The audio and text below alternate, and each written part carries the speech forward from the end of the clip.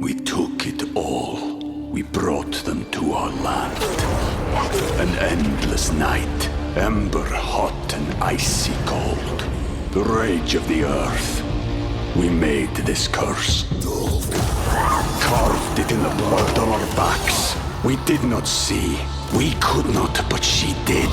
And in the end... What will I become? Senua's Saga. Hellblade 2. Play it now with Game Pass. You're listening to Away with Words, the show about language and how we use it. I'm Grant Barrett. And I'm Martha Barnett. I'm not much of a fan of musicals. Are you, Grant? Do you like musicals? Yeah, I love them. Do you really? Oh, sure. I love to get carried away by the songs. Okay. All right. Well, then you would love the musical I just saw. It's called Come From Away. And I have to say that even though I'm not a fan of musicals, this has to be one of the best theatrical experiences I have had ever in my life anywhere. That's saying something. You do. Yes. You see a fair amount of theater. I do see a fair amount, and this is just right up there. And let me tell you why. It's called Come From Away, and it just finished a run here at the La Jolla Playhouse. In the hours after the September 11th attacks, there were 38 planes carrying 7,000 passengers that were all diverted to Gander, Newfoundland. And it's the story of how they all converged on this tiny place that only has 500 hotel rooms. We're talking 7,000 people. Wow. And it's just an extraordinary tale in every way about what happened over the next few days. And it really made me want to go, of course, to Newfoundland. But in the meantime, I'm checking out all the language. The title, Come From Away. Well, that's There's interesting something that in there, right? Well, yes, that's interesting that you mention it. I mean, the language there is this really interesting, odd mix of English and Irish and French and Aboriginal languages. And so, yeah, you get these strange constructions like come from away, which you would think is a verb, but actually it's a noun. The whole thing, all three words? Yeah. Come from away is a visitor. It's someone who has come from I away. see. Sometimes it's just abbreviated as CFA. Isn't that CFA. cool? I'm a come from away. Yeah, Oh. yeah. And I'm really working on the pronunciation of this place, Newfoundland. They say, think of understand and Newfoundland because they get, Gotcha. they're not It's happy. not Newfoundland. Oh my gosh. Yeah, we've gotten feedback about that before. Yes. So I'm trying really hard Love to get ya. it right. Thanks for writing. Grant, I just dies at you. You do? I know I'm handsome. No, you are very, very Yeah, right. handsome. But it means you're so funny if you say, I just dies at you. Oh, Isn't that nice. great? That's great. Yeah. Oh, I really like this one. If you do something remarkable, whether it's remarkably stupid or remarkably good, if you did something like that, Grant, I would say, Grant, who knit you? Who knit you? K-N-I-T, knit you. So what is the stuff of the earth that you've been knit from? Yes, basically? exactly. Oh, Who knit what are you you? made out of? Yeah. That's cool. Yeah, yeah. That's cool. Yes, see?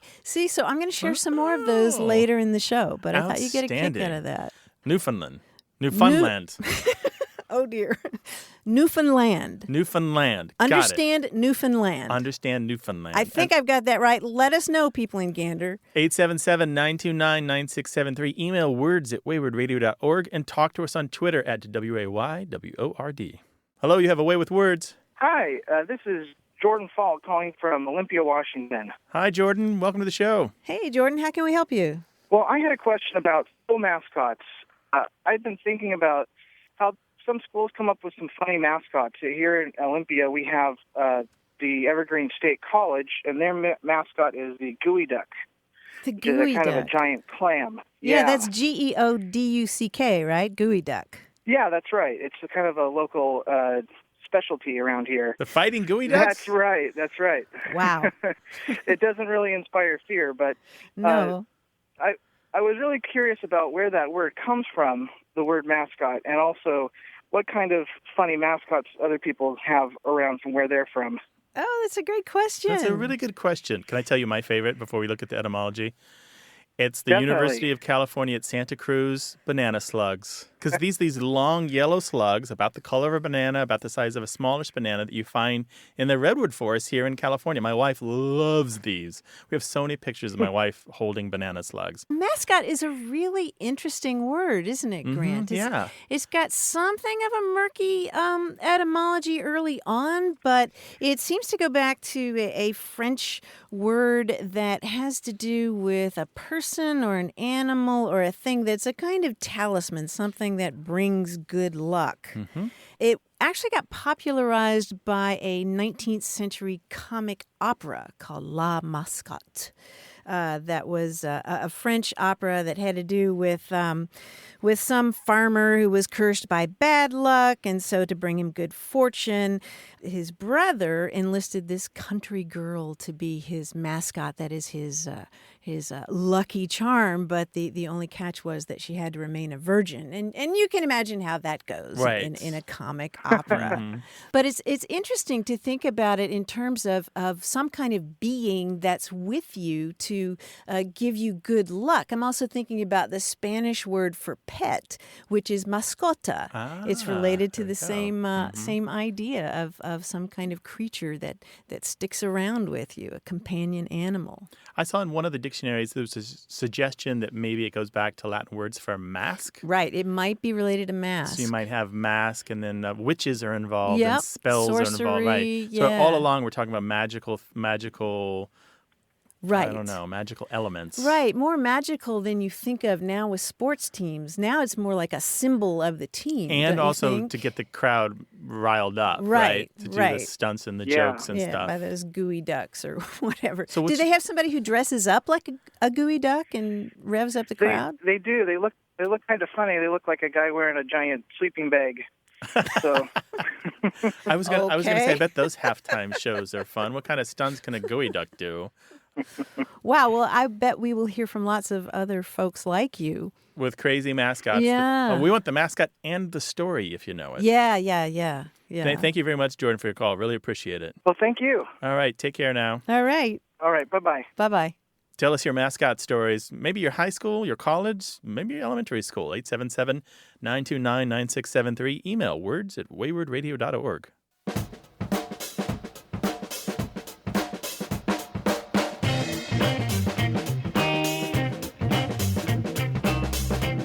One great resource for words from Newfoundland is the Dictionary of Newfoundland English. Ooh, nice. Online. It's got a beautiful layout and typeface, and you can find all kinds of great stuff. Like, for example, the expression best kind. What's Do you that know mean? this? No, I don't know that one. It means wonderful, awesome. Instead of saying that's awesome, you would say that's best kind. Oh, nice. Or if I say, how are you today, Grant? You would say, oh, the best kind. Oh, so does it take the definite article all the time? The best kind? Not always, okay, no. Interesting. Reminds me a little bit of the business jargon best practices. Oh, interesting. Well, just because it feels unusual to have best in that way. Yeah, doesn't it? Yeah. Again, it's sort of that uncanny valley. Like it sounds like our English, but not quite. Oh, nice. It's like going to sleep for 30 years and waking up and realizing everything's changed around you. Sort of, yeah. Rip Van Martha. 877-929-9673. Email words@waywardradio.org. Hello, you have a way with words. Hello, my name is Dorothy. I live in Wauwatosa, Wisconsin. It's a suburb of Milwaukee. Wauwatosa. Welcome to the show, Dorothy. How can we help you? Well, I was just calling because it amazes me.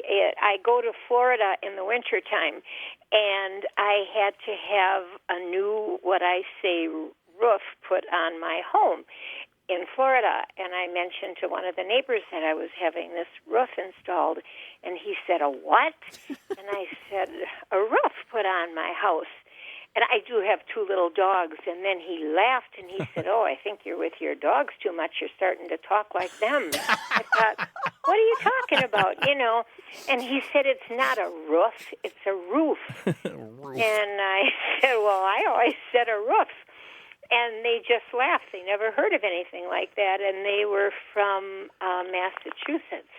And I was just wondering which was the proper pronunciation, or if it depends on where you live. Like in New Hampshire, they say we park the car, and everybody talks differently right here in the States. Yeah, we do, don't we? Got that right. Well, let me ask you a couple other questions. What do you say for R-O-O-T? Oh, root. You don't say root? No. What do you say for R-O-O-M? The room. You don't say Yeah, that's true. And one woman, when I was in the pool in Florida, she said, well, of course it's roof. She's from New Hampshire. She said, oh is ooh. And I said, well, then what would you call a sweater that somebody knit for you? A wool sweater? It's wool. And then she shut up. Yeah, or hoof, or foot, I don't right? know. So Hoof. you say roof? I'm going to put that in a book. Yeah, book, hoof, foot. There are plenty of double O's in English that sound exactly like the way that you say roof. This is a classic American dialect split, but it's interesting. It's not very geographically pronounced. It is a little more common in the South Atlantic, the Gulf states, New England, but it's fairly sprinkled around the country, and a lot of the people who say roof do also say room, broom, root, things like that. But it's not completely consistent, and it all goes back to our language heritage in the United Kingdom, where many people also still say things like roof, but they are slowly adopting the roof pronunciation as well. I see. Well, Yeah. that makes So it is widespread. I mean, we're talking millions of people say roof. I mean, it's not like there's a handful of people. It is so pronounced, very well studied, the kind of thing that's going to come up in a Sociolinguistics 101 class. That's how well known it is. It's not like you and your dogs are wrong. No, your dogs are right. That's good. That's good. But you know, before I was talking to you, I was thinking about that. And another word, and then I think that is all over the United States that I would say 90% of people mispronounce, and that is realtor. Everybody says realtor. Yeah, you want a vowel between the L and the T, don't you? Your tongue like almost demands a vowel there. Yeah, it seems that way. Yeah. But anyway, the roof thing I thought was... The folks in Florida and the lady from New Hampshire, it just maybe they need to get out more because it's very widespread. I'm surprised they didn't hear it. I think Dan Rather even had a couple of those pronunciations like that. Room. Really? He's Yeah. from Texas, right? A big room. Huh. Yeah. Well, I appreciate you bringing this to our attention, Dorothy. Just go ahead and roof all you want. Roof, roof, roof. You're totally fine. All right? Okay. It's nice a talking great to you. American dialect feature. Don't worry about it. Okay, I Use will it do with that. pride. Take care now. All right, All bye-bye. right, bye-bye. 877-929-9673. Email words@waywardradio.org.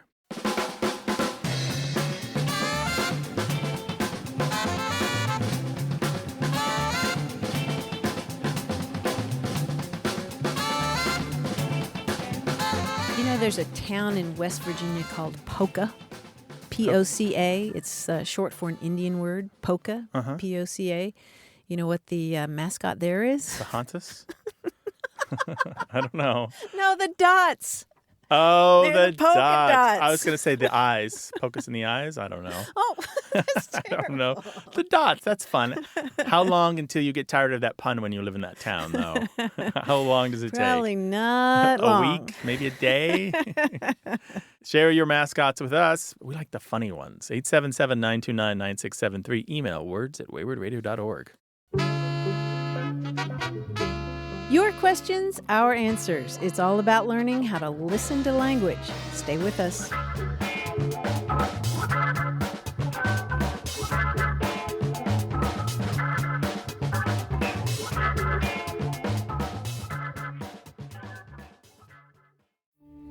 We took it all. We brought them to our land. An endless night, ember hot and icy cold. The rage of the earth. We made this curse. Carved it in the blood on our backs. We did not see. We could not, but she did. And in the end... What will I become? Senwa Saga. Hellblade 2. Play it now with Game Pass. You're listening to Away with Words, the show about language and how we use it. I'm Martha Barnett. And I'm Grant Barrett, and on the line is our quiz guy, John Chinesky. Hello, John. It's me. Hi, Grant. Hi, Martha. My wife and I occasionally like to have parties, and we have party games. And one party game I'm sure you're familiar with, the board game, is Taboo. Oh, know it's that a one, super right? party game. How does that work? Well, you have to describe something to your teammates, but you're not allowed to use certain words, 5 words as a matter of fact.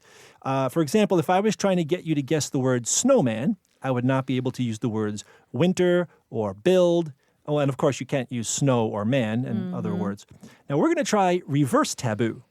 That's where I'll give you a list of words, and you tell me the term that those words are taboo for. Ooh. For example, signed, huge, first, signature, Declaration of Independence. John Hancock. Taboo for John Hancock. Yes, very Okay, good. Got it. Now, of course, the sooner you get the term, the more impressed I will be. If you're playing for points at home, let's say 10 on the first word, 8 for the second, 6 for the third, 4 for the fourth, 2 for the last. We're not keeping score, but What this do way points mean? you Prizes! points mean prizes. We're not keeping score, but you can play it as a game this way at home. Please do. Okay. Let's do it. Here's the first one. Cold, eating, Popsicle. no. Snow cone. Let's go one guess for each of you just Al fresco. to streamline it. No. Cold, eating, fast, headache. Ice Brain cream. freeze. Ice cream is the last one. Brain freeze is correct. Nice. There's one for Martha. She All found right. the weakness in your plan, which is you didn't put a limit on the number of guesses. That's true, yeah. That's why we do play testing. And I have time to play test. Right. Here's the next. Credit card, money, pocket, purse, hold. Handbook? Wallet. Wallet is correct. Another one for Martha. Very good.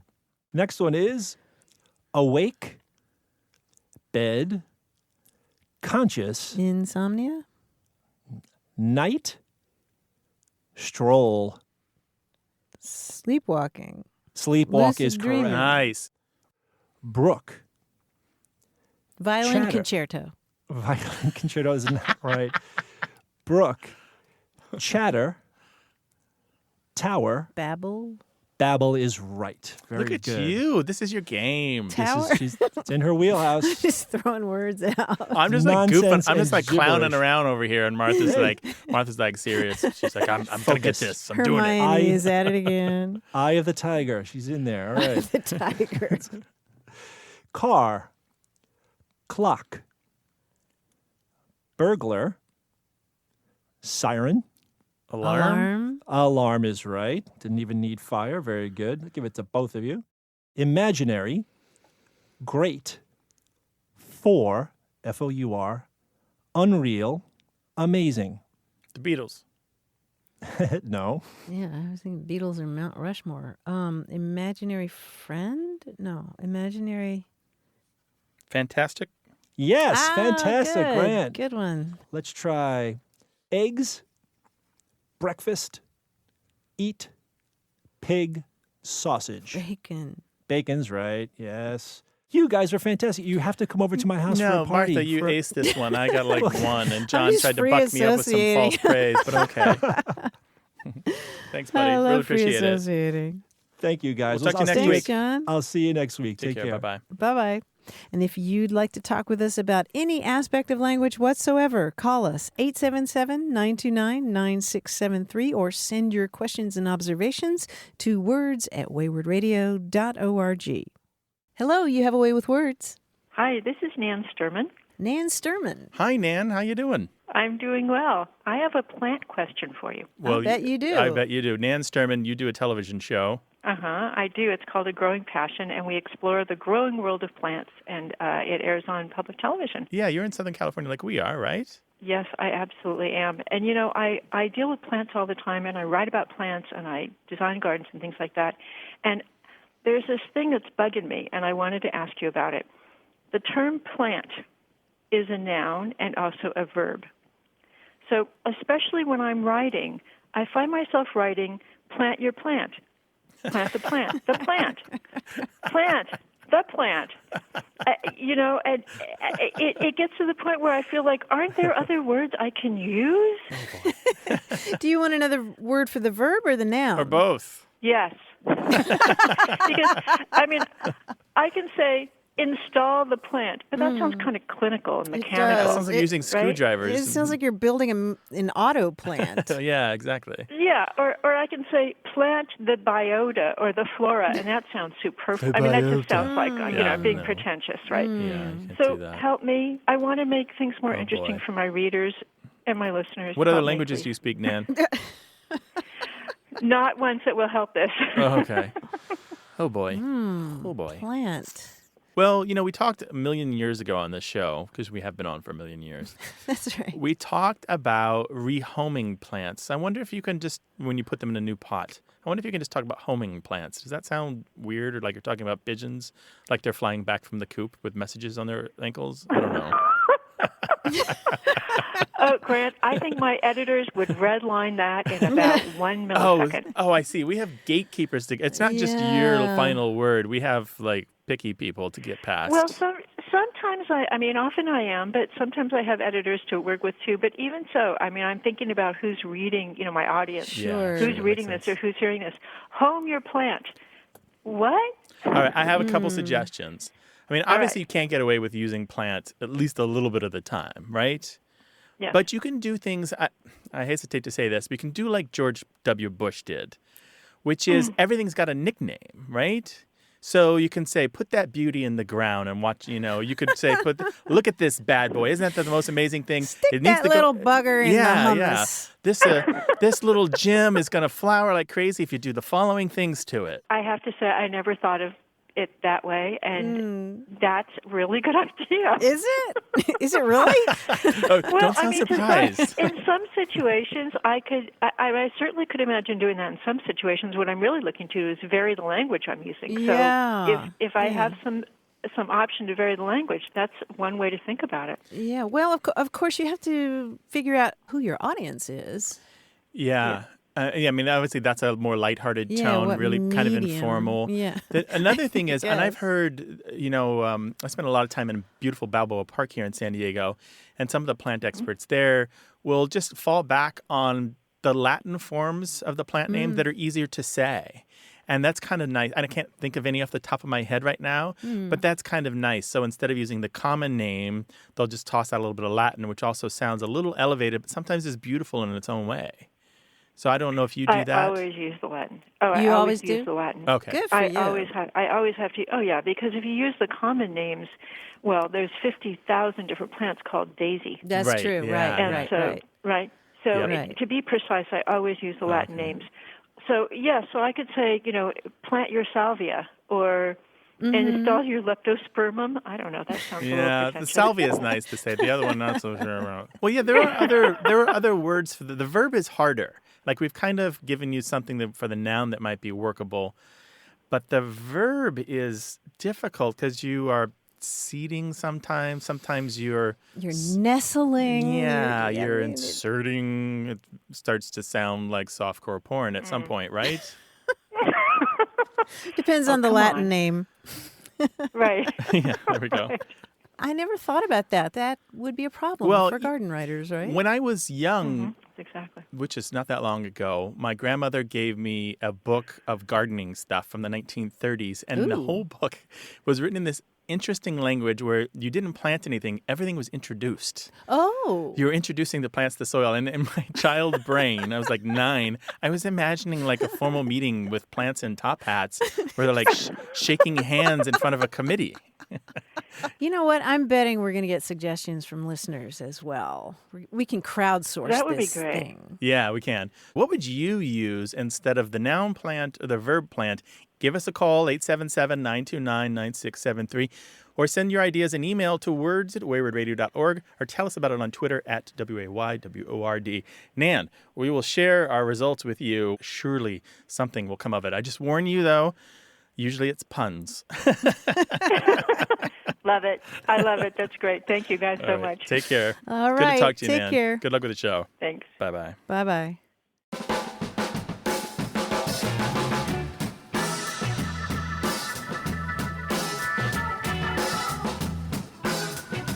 Grant, if I'm in Newfoundland and I want to wish you good luck, I might say fair weather to you and snow to your heels. Snow to my heels. Oh, get the snow behind you. You know, I was thinking that, and then I was thinking, I wonder if it means snow just up to your heels. Oh, I don't know. Yeah, that's better because snow is inevitable. So if you're going to have it, might as well not have a lot. But I kind of like it snow maybe behind you. Right, I don't the wind know. to your back. Maybe someone will call and tell us. Oh, now we have to go there. Yay! 877-929-9673. Email words@waywardradio.org and join our very active Facebook group. Hi, you have a way with words. Hi there, Martha. This is Kyle from San Diego. Hey, Kyle, welcome to the show. What's up, Kyle? How can we help? So I have an old saying that my mom would say to my brother and I growing up. that, say we were instructed to clean our rooms, and instead we kind of just scooted everything off into the closet, she would say that was Finnegan McGee's corner. Finnegan McGee's corner? Yeah, and asking her about it, the first time that she had heard it was her mom on her Irish ancestry side, of course, talking about her great aunt and that she had this very well put together house, but if you opened a certain room, it would just be all of her knickknacks kind of piled up, and it would be Finnegan McGee's room. So my brother and I were just mentioning that to each other the other day, and we're realizing we really had no idea where that came from. That's interesting. Are you sure it was Finnegan? Yeah, Finnegan McGee. Okay. Is there a similar one that you know? Well, as a matter of fact. As a matter of fact, there is. Did you ever listen to a lot of old-time radio? No. I guess not. There was a classic show. I mean, it was the number one show in the country for a while, on the air from 1935 to 1959, starring Jim and Marion Jordan, and it was called Fibber McGee and Molly. And Fibber and his wife, Molly, it was basically a sitcom setup, family setup, and Fibber was a kind of a rascal, and she was the long-suffering wife. And anyway, one of the things that he always claimed that he was going to do was finally clean out that closet. And so at various times, every few episodes or so, he would go to a closet and open it up, and then the sound effects guys would have a really good time for like 90 seconds where it was everything in the world sounded like it was falling out of that closet. Bowling balls and jingle bells and bricks and books and flags and anything that could make the slightest noise or the biggest noise. And it was a running gag, and they used to get amazing laughs from it. But it's Fibber McGee's closet is the original expression. And for a long time, and it's faded now because old-time radio isn't what it was, but for a long time, you could find Fibber McGee's closet or McGee's closet or Fibber's closet mentioned in newspapers and books and songs and in other movies, other radio shows as a really messed up, dirty, crowded thing that needed a lot of TLC.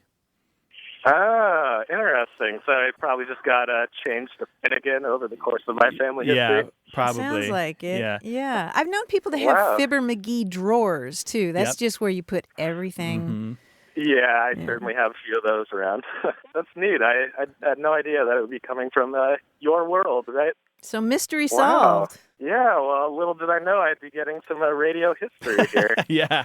Well, I'm a pretty good I bet. used to be a big old-time radio buff. I still listen now and again, but that's... Do you have a Fibber McGee corner or closet or drawer? At least one. And countertops and bookshelves and...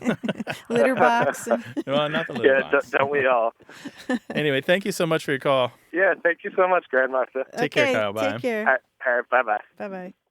877-929-9673 is the number for you to call with your question about language or send us an email. That address is words@waywardradio.org.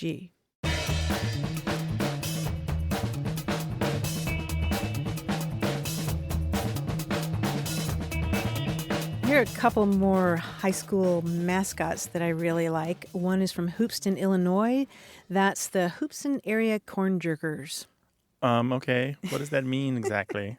That has to do with... When you're husking? Yeah, back Shucking. in the old days. I think that's the sweet corn capital of the world, actually. I know, right? Let's go. Road That's one trip, thing I miss right? from Missouri is just sweet corn plucked right out of the field. Oh. Right. You would be a corn jerker in that case. Totally. There's another one from Avon, Connecticut, the Avon Old Farm Winged Beavers. Winged Beavers? Yes. What does the mascot look like? I'm going to envision in my mind some beautiful creature with like glowing eyes and okay. Yeah. 877-929-9673. Email words@waywardradio.org. Hello, welcome to Away with Words. Hello. Hi, who is this? This is Melissa Powell. Hi, Melissa. Welcome to the show. Hey, Melissa. Hey, Martha. Hey, Grant. Hey, where are you calling from? Shreveport, Louisiana. All right. All right, welcome to the show. Sounds like you're on the tail end of a cold or something. Well, I've got a little bit of a hoarse throat. Oh, I'm sorry. I am too. Well, you probably know that there's been a lot of rain in Louisiana and Texas. Yeah. I was watching rain fall down one day, and it was just like a waterfall going down the steps. And I thought about the word cataract, and I said, wonder why it means waterfall and also an eye problem. So, of course, what did I do? I went and looked it up in the dictionary, and it gave both definitions, but it didn't tell me why. It's the same word. I think it comes from a Greek word that means waterfall. Yeah, you're right. It is kind of confusing, but there is an answer for that. Cool. It goes back to the Latin word cataracta, which comes from older Greek words that mean a waterfall and the idea of water rushing down. But the interesting thing is that in antiquity, the word cataracta also referred to one of those iron and timber heavy gates that are hung outside of a city to protect against invading hordes. The portcullis. Yeah, it's called a portcullis. Kind of thing that they drop so the enemy can't come in, right? Yeah, exactly. But you can still shoot arrows through. Yeah. You see that, for example, in the main entrance to the ancient city of Pompeii. There's the portcullis, the big iron and timber door that drops down, and what you could do was let the enemy come in to the main gate of the city, and then the portcullis drops behind them, and then you've got them trapped. Oh, pour the boiling oil on them and so forth. Yeah, well, the oil was expensive. They didn't actually. I see. Yeah, but arrows, arrows, hot sand, that kind of thing. But anyway, the whole idea comes from the notion of something falling with great force and crashing like a cataract being a waterfall. Does that make sense? But so for your eye, it's a barrier coming down over your lens. So right? that's what a cataract is. It's a filmy, translucent, or even opaque growth in your eye that blocks your vision. It just comes down and blocks, just like those ancient gates blocking the enemy. So the figurative usage made it split off, and so now even in English we have these two meanings still. Yeah, how cool is that? Yeah, that's pretty good. Now, I also have another question about cataract. When did it start being used for the eye problem? Do you know? That's a good question. Well, at least the 1500s. Okay. That sounds about right. And you'll find, there's always that long history of Greek and Latin being used in medicine and science, so I'm not surprised to find it. There are a lot of Greek words that use that prefix kata, meaning down. So like a catastrophe is literally a downturn. A cataclysm originally in English meant a flood. It meant inundating with water, so stuff coming down. Sort of like what you're experiencing in Louisiana, it sounds like. Well, I hope things improve there, and I hope we help. Oh, thank you. Take care now, Melissa. Okay, you too. Bye-bye. All right, bye-bye. This is the show about words and language and how we use them. I know that you spend your days thinking about the way that language is so insidious. Words pop up and you're like, why do we say that? This is the place to find out. 877-929-9673. Email words@waywardradio.org. Talk to us on Twitter @wayward and find us on Facebook. Got a minute? We need your help. Head over to gum.fm/words and share your thoughts in our quick survey. Your feedback matters. It's the backbone of our show's success. Thanks for making our show even more successful. That's gum.fm/WORDS. Thank you. You're listening to Away with Words, the show about language and how we use it. I'm Grant Barrett. And I'm Martha Barnett.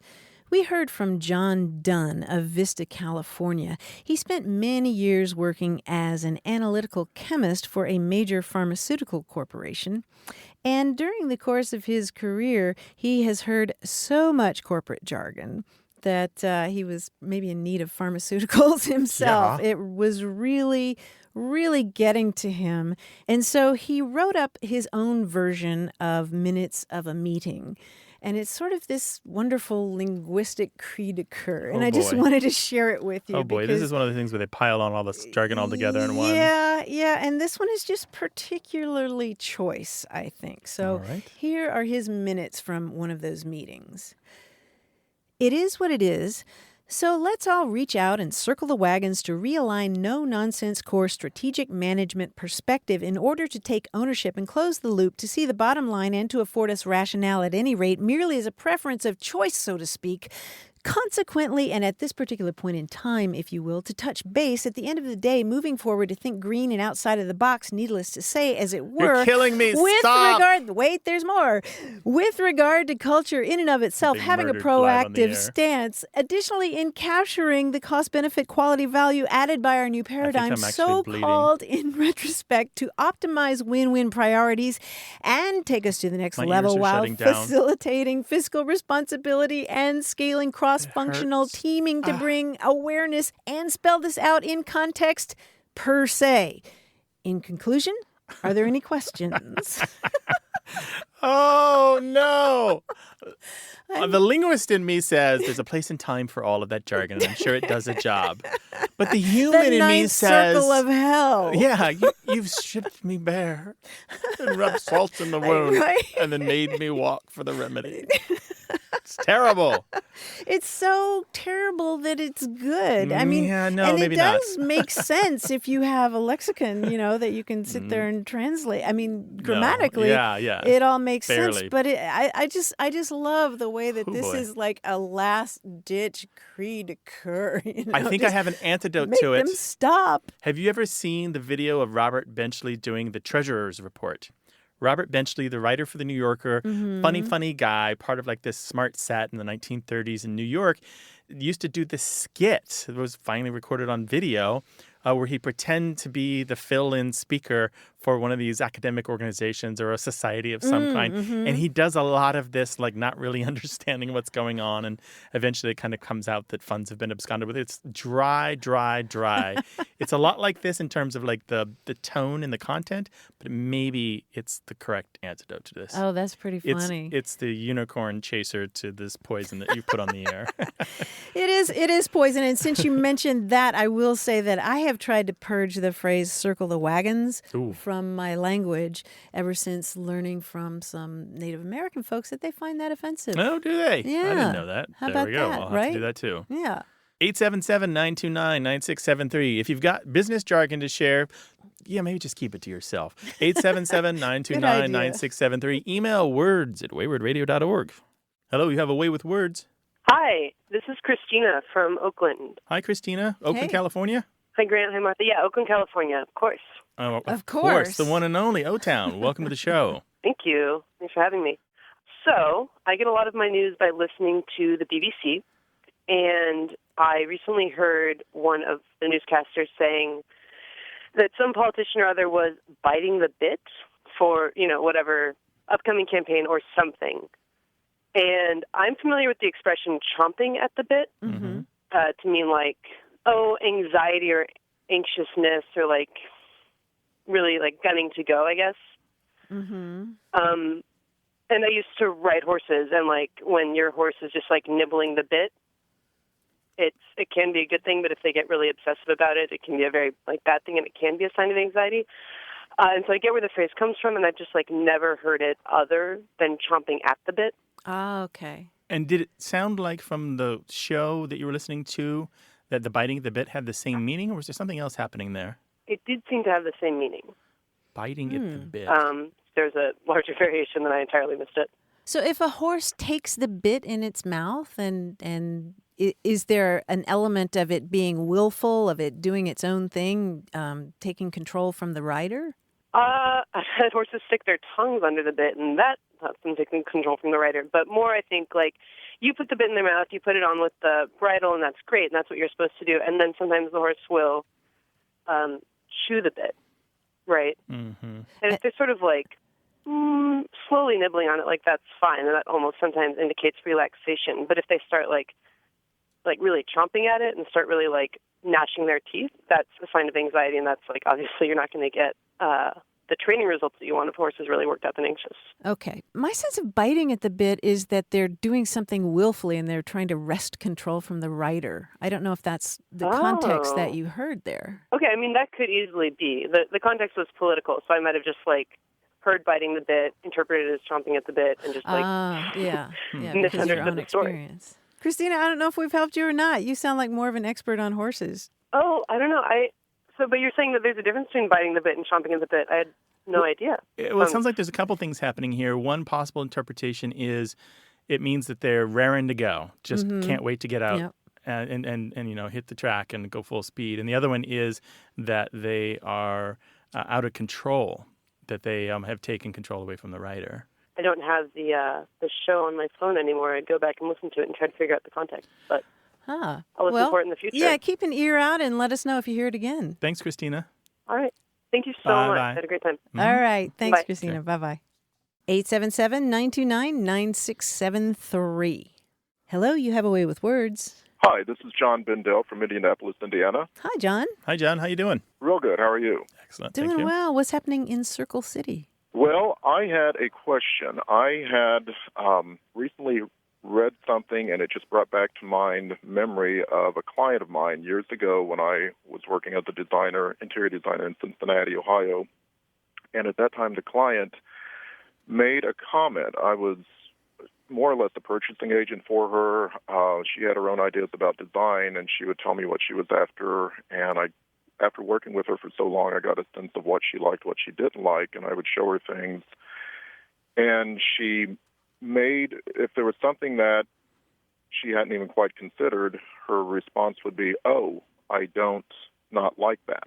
And to me, it was a double negative. And then recently, I was reading an email that I got from it had an attachment story to it from when I was still in Cincinnati, and I was on a board of directors with the Preservation Association, and they were doing a story about their home tour, and in the linked article in print, the homeowner was responding to one of the spaces that they had redone in this house that they renovated, and her comment was, "You can't not like being out here." And again, it was the double negative, and that's when it just brought it all back to me, and I thought, what is it?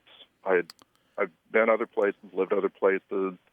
I'm not that far from there, but I had never heard it used like that. Interesting. From people that I thought might know better, or maybe it is a regional thing. It's not regional, just to get that out of the way. There's nothing regional. It's a construction in English where you want to express a positive through understatement. Litotes is the term for it. And so the double negatives here actually are kind of expressing a positive. It's interesting, when you said the words of your client, you didn't really emphasize the not, which I would do. I don't not like that. It would be the way that I would say it. Yeah, I was curious what exactly she meant.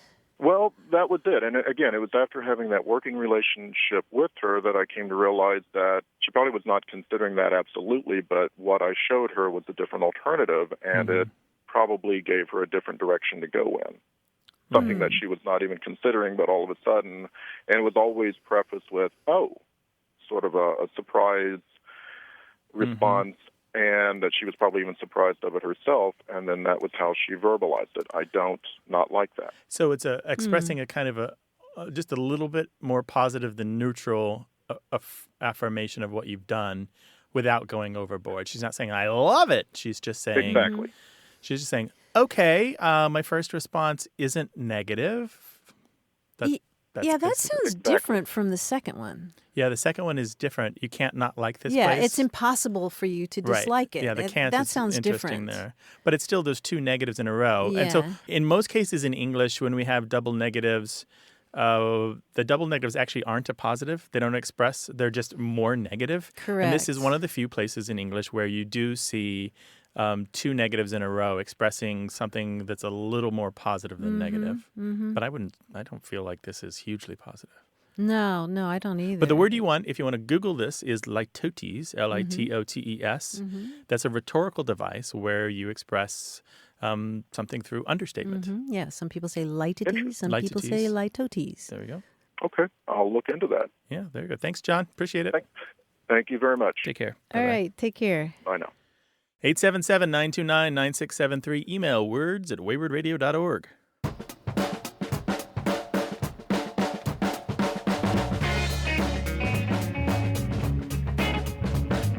Another really interesting usage, Grant, that I think you'll like from Newfoundland English is the use of the word wonderful as an intensifier.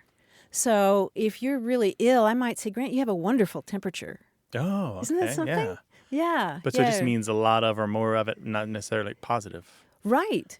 Not necessarily. Like you might suffer a wonderful loss. It's significant. Yeah. So it's sort of like awesome in the old sense. Yeah. Wonderful. Inspiring awe or inspiring wonder, but it's just something remarkable. So something unusual wonderful. that I have wonder about it. Yeah. Isn't that interesting? Because we always think of wonderful in our use of English as something very positive, but not necessarily. That's a good one. 877-929-9673 is the number to call to talk about any kind of language. Hello, you have a way with words. Yes, hi. This is Michael calling from Dallas, Texas. Hi, Michael. Welcome to the program. Hey, Michael. Yeah, hi, Martha. Hi, Grant.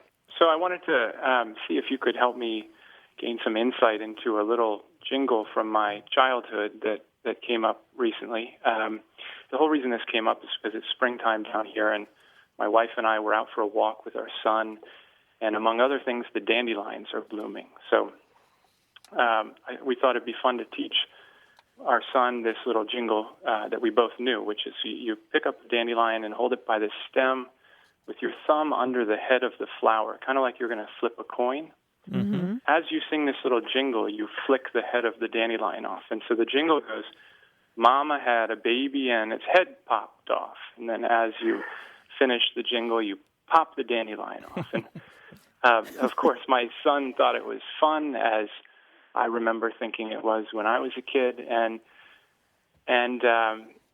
later that day, we went over to a neighbor's house, and my son wanted to teach his friend this jingle, and he did the little jingle and flicked the head of the dandelion. And I noticed the parents of the friend looked at him with, a little bit of concern and, possibly even horror, because I guess it is kind of a dark little jingle. But it occurred to me at that point that they must not have ever heard this when they were kids. Uh-huh. Everyone we knew growing up knew it. And so we started thinking about this, and we're both from New England, my wife from Boston, and I'm from southern New Hampshire. And now we're down in Texas, and we've since asked anyone who we think to ask down who's from Texas, and no one's ever heard of it. So maybe we could get to the bottom of this. Yeah, it would be jarring to hear it for the very first time. It reminds me of that lullaby, Rockabye Baby in the Treetop, about the bough breaking and the cradle falling. I mean, there's some pretty dark things that... or Ring Around the Rosie, I suppose, is rather dark, too. Yeah, it's a myth that's connected to the plague, though. It's not actually... Oh, is that right? Yeah. Oh, interesting. Yeah. Because a lot of people who I've asked about this dandelion jingle, they say, "Oh, it sounds very dark, like the Ring Around the Rosie." It's fairly widespread. A number of years ago, there was a conversation on the website Metafilter, which is a great community of folks, and they talked about this, and some people chimed in to say that there was a variant in Scotland, for example, in the 1970s, where it was something along the line of Mary Queen of Scots got her head chopped off. That's the version they used. And somebody else jumped in to mention that they didn't use dandelions. They used what is known as a plantain. It's not like the kind that you eat, but it's got long leaves. It's very common in the yard if you don't have a particularly nice yard. And it's got the little stem that pops up in the middle with the seed pod on the end of it, and you make a little loop around that seed head and pop it right off. We did that too, but we called it guns. We just made guns that way. They popped them off and they fly. They fly 10, 15 feet maybe. Yeah. I remember doing it with just about any flower, but the dandelions were the ones that it was understood we could pick them and, dispose of them. So. Let me ask you, while we're talking about this kind of children's folklore, did you do the thing where you hold the yellow flower up to the chin to find out if they like butter? We did, yes. And that, that's something that we asked around about as well. And my wife and I both did that. Yeah, we did too. But usually it turned into a chance to smear the dandelion on the other person's face. Yeah. Yeah, absolutely. That's right. We had another myth that if you smeared it on the chin and a certain amount of the yellow pollen stayed there, that meant something too. So that was clearly manufactured for fun. But anyway. Yeah, all the crazy stuff. So it's widespread, not necessarily regional, and lots of different variations, probably because it's passed from mouth to ear rather than on the printed page. Well, what we're going to do is, I know we're going to get a ton of email on this. Yeah, everyone's going to have these memories, and we'll find out if lots of folks in Texas say it, all right? Okay, thanks. Thanks for your all call. right. Really appreciate it. It's fun going down these old roads, isn't it? Yes, it is. Okay. All Thanks a lot. right. Take care. Take care. I used to jump rope, and there was that awful one. My mother and your mother were hanging up clothes. My mother punched your mother in the nose. What color was the blood? And then you go through all these different colors, Right, red, until blue, they green. till they trip, and that's the color that it was. I mean, yeah. what kind of stuff are we teaching kids? No, kids are teaching each other. Well, that's true, right? Right? Maybe a way of dealing with all the dark uncertainty in the world and life. And also being kind of a powerless. matter-of-factness, though, about the world, that the kind of world exploring has it. death and darkness in it. And just the kids are more resilient than maybe we think. I loved folklore books when I was a kid, and I know that you, the listeners, have tons of folklore in your life. This is a great place to share it, 877-929-9673. Email words@waywardradio.org. There was a fun discussion in our Twitter feed about the need for a word for when your favorite restaurant closes. Oh, yeah. Wasn't that fun? So we got a question from a Twitter follower. Who was it? Well, Punch Card Sorter is the one who I think... Okay, that's the handle. Yeah. And I retweeted that out on the account knowing that everyone would step up to the plate. And boy, did they. Yeah, they did. We got some suggestions. I don't know that any of them will stick. Because comedy is the first resort of the replier, right? Yes. And for example, Jeff Tobacco suggested Bistro No Mo. Or I like this one, Gon Appetit. Gon Appetit, not bad. Okay. Yeah, but you know that just sinking feeling? The restaurant business is so tough, so competitive, so challenging. So this is happening all the time. I think there really should be a word Gon for... Appetit. That's not bad, though. That's my favorite so far, but maybe we'll hear others. If you have a suggestion, give us a call, 877-929-9673, or email words@waywardradio.org.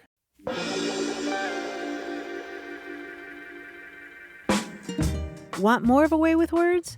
Listen to years of past episodes at waywardradio.org or find the show in any podcast app or iTunes. The toll-free line is always open, so leave a message at 877-929-9673, and we'll take a listen. We love to get your messages at words@waywardradio.org or hit us up on Twitter at WAYWORD. And look for us on Facebook. This program would not be possible without you. Martha and I are out to change the way we listen and think about language, and you're making it happen. Thanks also to senior producer Stephanie Levine and director and editor Tim Felton in San Diego. In New York, we thank production wizard James Ramsey, quiz guy John Chinesky, and that master of keeping it real, Paul Ruist at Argo Studios. A Way with Words is an independent production of Wayward, Inc. From the Track Recording Center at Studio West in San Diego, I'm Grant Barrett. And I'm Martha Barnett. Thank you. Bye-bye. So long.